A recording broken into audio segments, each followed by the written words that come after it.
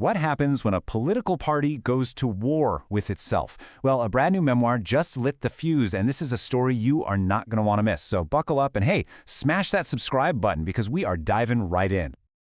Okay, let's just start with this quote because, wow. A former Biden White House official dropped this line about Vice President Kamala Harris. No one wants to hear your pity party.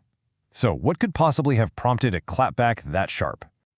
Well, it's a direct reaction to a political bombshell that just dropped, a new memoir from Harris herself. And let me tell you, it is causing a massive rift inside the Democratic Party. So, the whole firestorm kicks off with an excerpt from Harris's new book, 107 Days.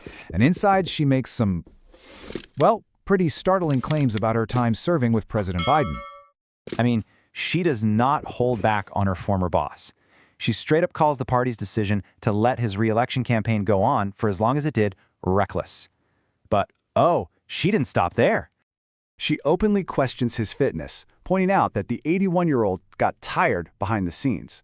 And then, here's the kicker.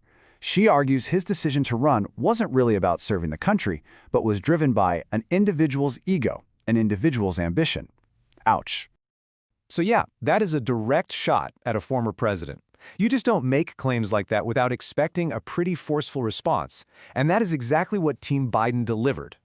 Biden's allies were, reportedly, absolutely enraged, even after Harris apparently gave the former president a heads-up call about the book. They immediately went on the offensive, just dismissing her whole story as nothing more than a grievance narrative. So you can really see the two sides forming here.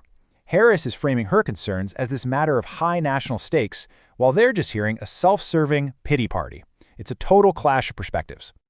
And this really gets to the core of the fight, right? Was this all about principle, or was it about politics?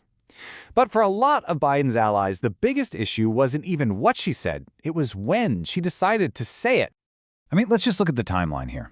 Biden drops out of the presidential race way back in July 2024.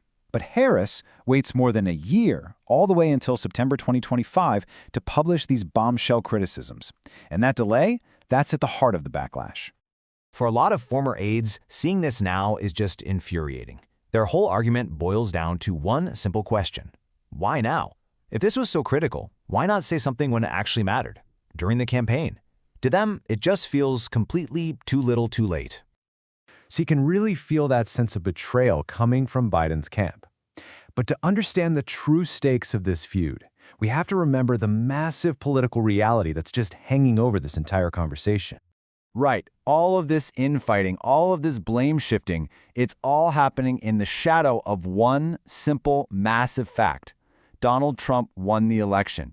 And that just makes this public battle even more raw and even more intense. So what was Harris's endgame here? Why do this? Well, according to a source close to her, the book was all about candor. An attempt to be totally frank about a really difficult campaign and maybe even own up to some of her own mistakes. Yeah, but critics are not buying that for a second. Another Democrat put it this way: if you're trying to position yourself as a leader, as a stateswoman, airing all the party's dirty laundry like this completely misses the mark. This isn't just political gossip. This is a real battle to write the history of a failed campaign and to shape the entire future of a political party.